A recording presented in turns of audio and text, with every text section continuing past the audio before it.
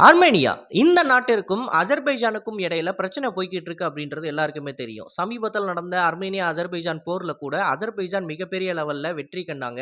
காரணம், அர்மேனியா கிட்ட போதுமான அளவுக்கு மாடர்ன் எக்யூப்மெண்ட்ன்றது கிடையாது. ஸோ ஆர்மேனியா இந்த போரின் நடந்த தோல்வியின் காரணமா அதோட எக்யூப்மெண்ட்ஸை மாடர்னைஸ் பண்ணணும்னு சொல்லி முடிவு பண்ணி தேடி வந்த நாடு தான் இந்தியா. ஸோ இன்னைக்கான காணொலியில் இந்தியா அர்மேனியாவுக்கு சப்ளை பண்ண மிக முக்கியமான ஆயுதங்கள் எல்லாத்தையும் தான் பார்க்க போகிறோம். நான் உங்கள் ஆகாஷ், தமிழ் பொக்கிஷம் வழங்கும் டிபி டிஃபென்ஸ்.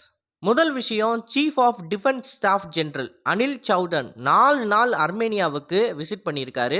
இந்த விசிட் அப்படின்றது அர்மேனியாவுக்கும் இந்தியாவுக்கும் நடுவில் இருக்கக்கூடிய டிஃபென்ஸ் கோஆபரேஷனை அடுத்த லெவலுக்கு கொண்டு போகிறதுக்கான ஒரு விசிட் தான். இந்த விசிட்டில் அவர் பார்ட்டிசிபேட் பண்ணிக்கிட்டு இருந்த தருணத்தில் அர்மேனியா இந்தியா கிட்டேருந்து வாங்கின ஆயுதங்கள் எல்லாத்தையுமே அவர் முன்னாடி டிஸ்பிளே பண்ணியிருந்தாங்க. இந்த ஆயுதங்களில் ஆகாஷில் ஆரம்பித்து ஏடாக்ஸ் மற்றும் 155mm டோட் ஆர்ட்லரி கன்ஸ், பினாக்கா மாதிரியான சிஸ்டம்ஸ் எல்லாமே வந்திருக்கு. இதில் ஒரு சில சிஸ்டம்ஸை இந்திய இராணுவமே இன்ன வரைக்கும் வாங்காமல் இருக்காங்க. அதை பற்றி டீட்டெயிலாக நம்ம பார்க்கணும் அப்படின்னா ஃபஸ்ட்டு ஆகாஷ்லேருந்து ஆரம்பிக்கலாம். ஆகாஷ் வான் பாதுகாப்பு அமைப்புன்றது ஒரு short range air defence system. இந்த ஏர் டிஃபென்ஸ் சிஸ்டத்தோட முக்கியமான பயன்பாடுன்றது பைரக்தர் மாதிரியான ஆரண்டு ட்ரோன்ஸுக்கு எதிராக செயல்படுறதுக்காண்டி மட்டும்தான். அண்ட் இந்த ஆகாஷ் வான் பாதுகாப்பு அமைப்பு ஒரு பேட்டில் ப்ரூவனான சிஸ்டம். நம்ம ஆப்ரேஷன் சிந்தூரில் பல பாகிஸ்தானி ட்ரோன்ஸ், அதாவது பாகிஸ்தானி துருக்கி மேனுஃபேக்சர் ட்ரோன்ஸை சுட்டு வீழ்த்துறதுக்கு இந்திய இராணுவத்துக்கு மிகவும் உதவிகரமாக இருந்தது ஆகாஷ் தான். அது மட்டும் கிடையாது, இந்திய விமானப்படையும் இதை பயன்படுத்தி சில ஏவுகணைகள் முதற்கொண்டு சுட்டு வீழ்த்தியிருக்காங்க. ஸோ பலிஸ்டிக் ஏவுகணைகளில் ஆரம்பித்து துருக்கியோட பைரக்தார் TB2 ட்ரோன்ஸ் வரைக்கும் எல்லாத்தையும் ஆகாஷ் வான் பாதுகாப்பு அமைப்பால் மிக சுலபமாக சுட்டு வீழ்த்த முடியும். அண்ட் இதோட எக்ஸ்போர்ட் வேரியண்ட்டை தான் இப்போது அர்மேனியாவுக்கு நம்ம கொடுத்துருக்கோம். அண்ட் அது மட்டும் கிடையாது, இந்த ஆகாஷ் வான் பாதுகாப்பு அமைப்பில் இருக்கக்கூடிய சிஸ்டம்ஸ், அதாவது எப்படி ஆப்ரேட் பண்ணுறதுன்ற ட்ரைனிங் மேனுவல் மற்றும் இந்த சிஸ்டமோட ஆப்ரேட்டிங் சிஸ்டம், இது எல்லாமே ரஷ்ய மொழிக்கு மொழிபெயர்க்கப்பட்டிருக்கு. அதாவது பாரத் ஹெவி எலக்ட்ரானிக்ஸ் லிமிட்டெடில் இருக்கக்கூடிய என்ஜினியர்ஸே வெளியே யாருக்கிட்டையும் கொடுக்க முடியாது, ஏன்னா இது ஒரு கிளாசிஃபைடான டேட்டாஸ்ன்னு சொல்லி அதை அவங்களே டிரான்ஸ்லேட் பண்ணியிருக்காங்க. கிட்டத்தட்ட 90 மணி நேரம் ரஷ்ய மொழியை படித்து ரஷ்யன் லாங்குவேஜில் தேர்ச்சி அடைஞ்சு மேனுவலி முழுசாக ரஷ்ய மொழிக்கு ட்ரான்ஸ்ஃபர் பண்ணியிருக்காங்க. இதோட ஆப்ரேட்டிங் சிஸ்டமையும் ரஷ்யன் லாங்குவேஜுக்கு ட்ரான்ஸ்ஃபர் பண்ணியிருக்காங்க.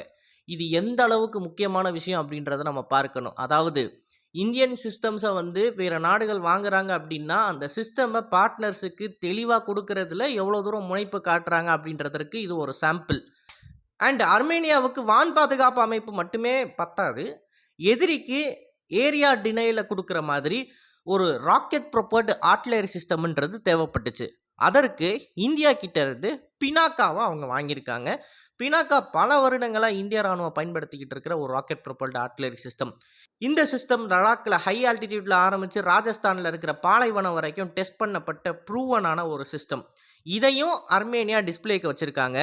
And last but not least, இது வரைக்கும் இந்திய இராணுவமே ஆர்டர் கொடுக்காத, பயன்பாட்டில் வைத்திருக்காத சில ஆயுதங்கள் என்ன அப்படின்னு பார்த்தீங்கன்னா, Kalyani group of industries manufacture பண்ண 155mm டோட் ஆர்ட்லரி சிஸ்டம்.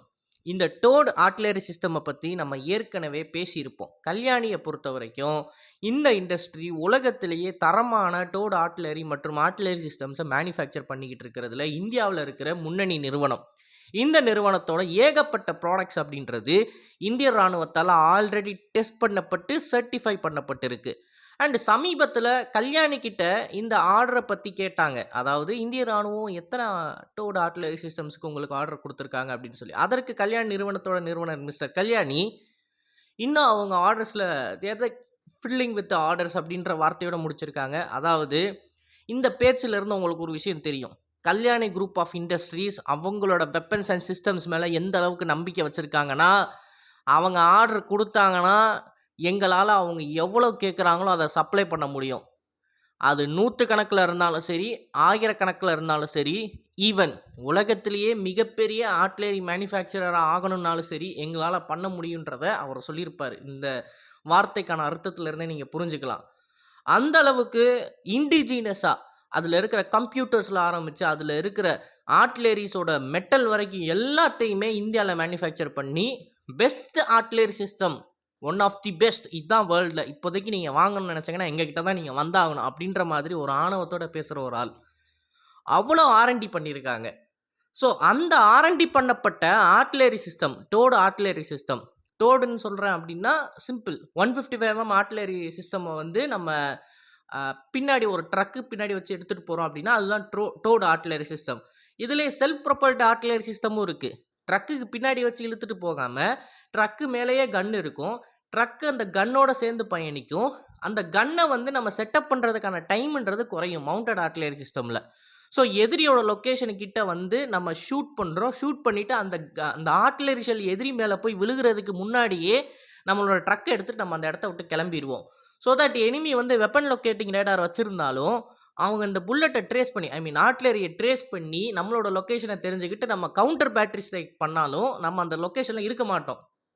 ஏன்னா டக்குன்னு சுட்டுட்டு கிளம்பிடுவோம். அதற்கு உதவிகரமாக இருக்கிறது தான் இந்த செல்ஃப் ப்ரொப்பல்டு ஆர்ட்லரி சிஸ்டம். ஆனால் டோடுன்ற ஒரு கேட்டகரி என்ன அப்படின்னு பார்த்தீங்கன்னா 45 கிலோமீட்டர் ரேஞ்சுக்கு மேலே ஷூட் பண்ணக்கூடியது. ஏன்னா டோடு அப்படின்றப்ப கன் வந்து அந்தளவுக்கு பவர்ஃபுல்லாக இருக்கணும், எக்ஸ்ப்ளோசிவ்ஸை வந்து அந்தளவுக்கு ஹேண்டில் பண்ணணும். ஸோ அதனால் டோ பண்ணி போகிற ஆர்ட்லரின்றது இன்னும் அதிக ரேஞ்சில் ஷூட் பண்ணும். செல்ஃப் ப்ரொப்பல்டு ஆர்ட்லரின்றது கம்மியான ரேஞ்ச் இருந்தாலும் ஷூட் பண்ணிவிட்டு டக்குன்னு மின்னல் வேகத்தில் அந்த இடத்த விட்டு காலி பண்ணிடும். ஸோ இந்த 2 ஆர்ட்லரிஸுமே கல்யாணியில் மேனுஃபேக்சர் பண்ணுறாங்க. ஒன்று ஏடாக்ஸ், இன்னொன்று செல்ஃப் ப்ரொப்பல்டு கன். ஸோ இது ரெண்டையுமே ஆர்மேனியா பயன்படுத்திக்கிட்டு இருக்காங்க. இந்திய இராணுவத்துக்கு முன்னாடி ஆர்மேனியா பயன்படுத்திக்கிட்டு இருக்காங்க இந்த 2 கன்ஸையும் அப்படின்றத நம்ம முக்கியமாக பார்த்தாகணும்.